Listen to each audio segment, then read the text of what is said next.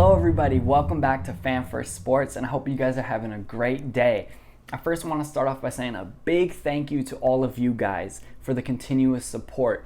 It's been about 2 months since I started Fan First Sports, and this is really everything I wanted to do. I wanted to make content that it was something that I would have wanted to watch. And so just to see all of you guys' support, the comments, just picking up my phone and going back and forth with people, it's been amazing, and I want to continue to make videos, make better videos. So continue to like, comment, subscribe, all of that. It means the world to me. And I will also put my Twitter and Instagram down in the description if you want to follow that. But I'm really excited to talk about CJ McCollum, the situation, problem, whatever you want to call it. That's what I'm going to talk about today and give you guys my kind of thoughts on it. And it's been basically no surprise that the Blazers had to make something happen this offseason after a terrible playoff loss to Denver, where I felt we should have won. And after Dame came out and expressed his unhappiness and how he wanted a more improved roster. Now, I'll just come out and say it straight up. I'm extremely frustrated with the lack of moves, I guess, that have been made or not made for that matter. It's 12 days into August at this point, and I'm not saying that something won't happen, but as the days move on, the feeling and the vibe and what I've been hearing from interviews seems as though the Blazers are going to run it back with their core, and they had a couple minor signings, and then Chauncey Billups is now at the helm. And I really do believe Chauncey, but overall this core group is staying the same, and we're gonna see CJ in a Blazers uniform. I'm pretty sure. I'm like 15% of me thinks he's still gonna get traded. So I'm kind of at the point where I'm accepting it, and I'm very frustrated. And this is kind of the reason why. Is it seems like Neil O'Shea had two things, basically two hands. There was CJ McCollum and how much Neil valued him, and then on the other hand, there was Damian Lillard and his happiness and the changes he wanted to see happen.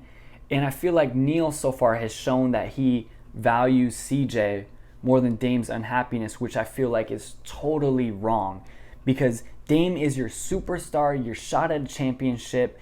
And if you go into next season and you say, hey Dame, here's what we did, here's the changes we made, after all of his comments, it just seems like a slap in the face to Dame. 3 insignificant signings really, and you keep the core group together, and you couldn't land more help for Dame. It just seems to me like Damian Lillard is the guy that wants a championship the most for Portland. And this is where my frustration comes in, is Neil O'Shea, the front office ownership, just seems like they value and they're okay with playoffs, winning, good ticket sales, and there's nothing wrong with that. But as a fan, as we've seen that over the course of the past few years in a deep playoff run, you get used to that winning, and inevitably you want more. We want to see this team take the jump and go towards a championship level, especially when you have someone on Dame's level, and that's what he's asking for. If there was any summer for Neil to really show out and make his splash trade, something that could maybe define his career as a general manager, it would have been this summer. And it just doesn't seem like anything's going to happen. Now, when we re-signed Norman Powell to the 5 years this summer, I was ecstatic because I thought that was the first step to getting CJ out. And to me, Norman Powell is a way better complementary fit at the guard next to Lillard. He has a lot more size with his wingspan. I think he fixes up the problem of the small backcourt and the defensive problems. And I still think Norman Powell, he does a lot of things CJ does as far as 3-point shooting. I think he's going to be really great in transition next year, and there's still huge strides for him to take as a player. And so I was all in on Dame and Norm, and I feel like that's one of the best backcourts. So then we have the opportunity to trade our biggest asset next to Dame, which is CJ, and fill out the roster, right? We all been pushing for a Pascal Siakam, a Draymond Green, a Jeremy Grant, and I was one of the advocates that would take lesser value for CJ. I would have went for a Tobias Harris even, but nothing has come to life with that. And there was even discussions, there was reports that Toronto and the Blazers were talking about Pascal for CJ.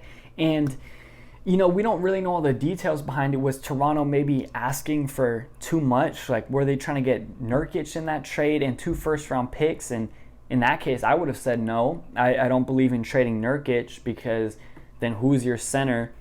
But to me, what I kind of think happened is Neil valued CJ too much and then just backed out of the trade.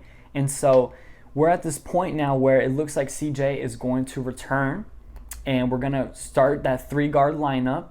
And, you know, I've gone through the 5 stages of grief with that, and I'm now at acceptance. And that's kind of where we're at, is trying to be optimistic and think that Chauncey can really fix a lot of the problems that Terry Stotts had with the roster last year. And we're going to see if coaching really matters that much this year. I think Portland is going to be a great regular season team. I think they're going to rack up a lot of wins. They're going to look good. But ultimately, what matters is when playoff time comes around. And to me, the ceiling with this roster, and I'm not trying to be a Debbie Downer, but I think the ceiling is the second round of the playoffs. I don't think they can get past that with these deficiencies of the roster, unless there's some, you know, real injuries that happen and they get good seeding and good matchups. But that's my ceiling for this roster. Now, I do want to say with CJ McCollum, I think he's an amazing player. I love CJ. In the past, he's usually risen to the occasion in the playoffs. Just think about that Denver series a couple years back where he was the savior and got them to the Western Conference Finals.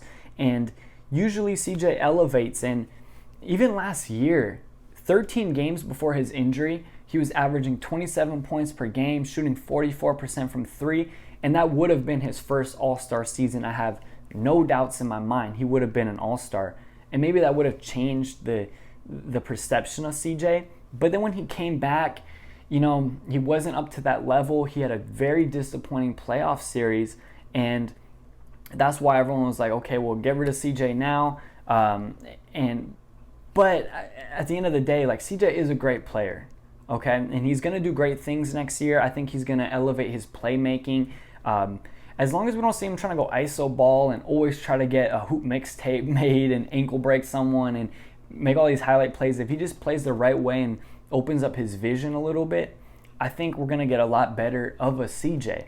But now, like I said, I'm at that point where it looks like this is what we're going to do. We're running it back with CJ McCollum and that 3-guard lineup. We don't know what's going to happen at the trade deadline, but again, I just am so frustrated with this because, again, like if you show everything you've done this summer and give it to Damian Lillard, I don't know how Dame feels about it. Like, this is obviously not what he wanted from what he said. Neil hasn't made any of those splash moves. And again, like this is where the consensus with Trailblazers fans, I've been seeing it everywhere, is they don't believe Neil O'Shea can make Dame happy and do what is needed to get this team to the next step. And so that's kind of my ramble. There's still time left, but CJ McCollum will probably be back. And what I'm hoping for, you know, is Chauncey Billups can really elevate that defense and maybe can find a way to make the 3-guard lineup work. Nurk can evolve his game a little bit more. We'll just have to see it when the season comes. But, you know, this was this summer for the splash trade to happen. And I wish it would have happened. I'll be very happy if it does. So please, Neil, get to work. I'm hoping you're just holding out to raise CJ's value at this point. But at the end of the day, right now it seems as each day progresses, we're gonna see this core group come back next year in the Blazers. And so, hey, I'm at the acceptance point. That's my expectation. So I want to hear what you guys think. Do you think CJ gets traded before the season starts? Do you still believe in Neil O'Shea? A lot of people thought that his job was on the line this summer, and so far, not much has happened, right? So let me know what you guys think. I'm really excited to see what happens. There's still Summer League basketball going on, so a lot of Blazers stuff to come. I will see you guys on the next episode. Take care.